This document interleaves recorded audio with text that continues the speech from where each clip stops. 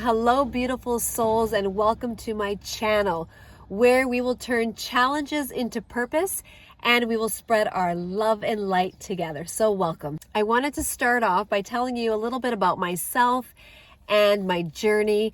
I was married in 2004 to the man of my dreams. We then in 2007 had our son, and then in 2010 we had our daughter Sophia. So I'm going to talk about Sophia's journey and let you know what we went through at that time. So in June 2012, Sophia was 1 month shy from turning 2, and she was getting sick all the time.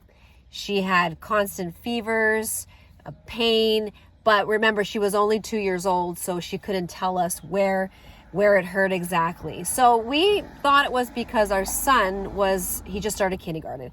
And we know with kindergarten, there are lots of germs. So we just assumed that, you know what, she just caught something from school. A lot of vomiting until I remember a few incidences that stood out. And we're talking about this happened 10 years ago. But I went to work and my husband was a stay-at-home.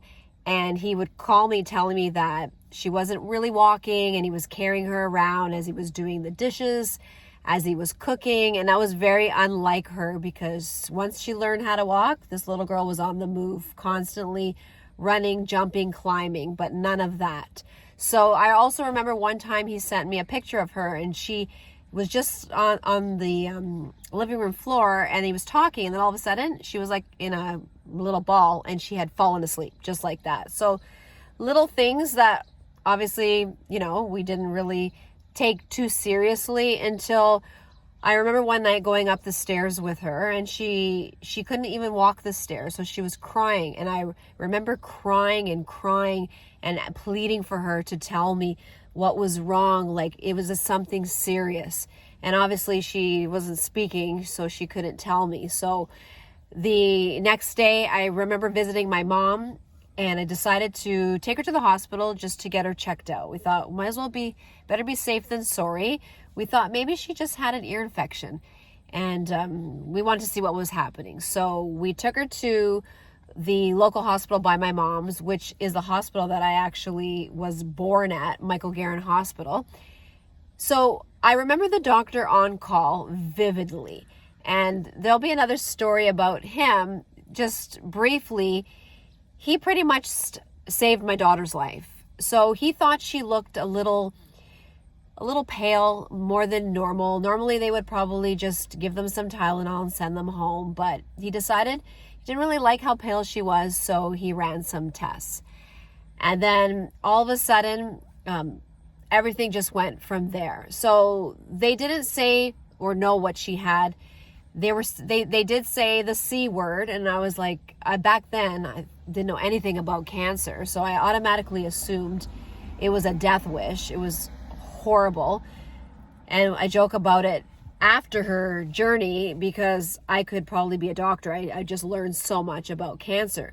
So right away, they hooked her up to blood transfusions because her platelets need to be at a certain amount. Before I would know the numbers, it's been so long, I don't know what they should be at, but they were pretty much at 0. So they were it was scary. If she didn't have a blood transfusion then, we don't honestly know what could have happened to her. So she had her blood transfusions, they were still running tests, and then all of a sudden they said, we need to rush you to Sick Kids Hospital.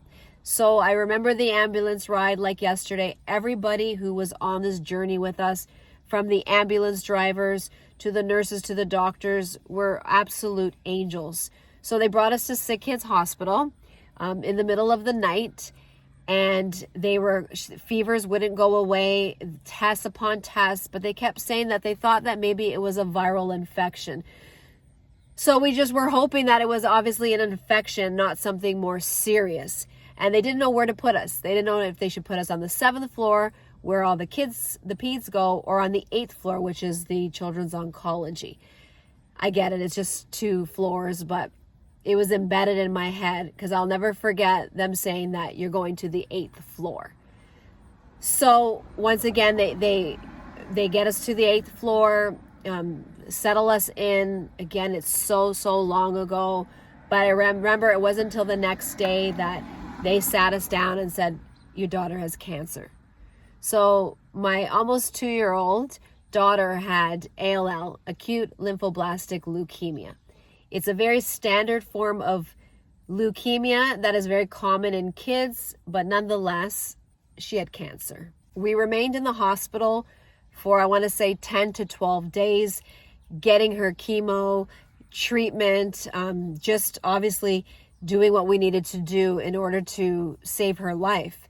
And the first time she received chemo, I had never left the hospital. So my husband's like, okay, you need to go home, at least have a shower, I'm here.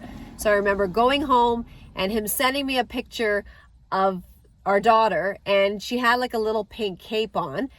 I have that picture, I should post it.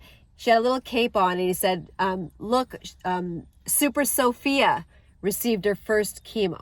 So ever since then, she was known as Super Sophia. She beat cancer. It was a 2.5-year battle. She today is in grade 9. She's 14. She's beautiful, strong, healthy, thriving, and she honestly is the beautiful face of hope. So we began the Super Sophia Project, which is a charity which helps other children who are battling cancer or who are hospitalized.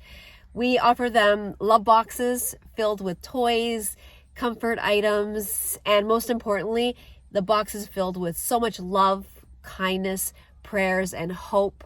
We want other children to see that Sophia beat cancer and they can too. It's just so they know that they're not alone on this journey, that they are loved. So let's fast forward to September 17th, 2019. My husband, my children's dad, passed away from cancer. So I will share all that in my next video. I'm so grateful that I was given this opportunity to share my story with you all. I pray for you all. I want you to know that no matter what you're going through, you're loved, you're not alone, and you can, there's a light at the end of the tunnel. You can get through this. And we can get through this together, which is honestly a beautiful thing. So once again, thank you so much. I will see you at my next video, and God bless you all. I love you.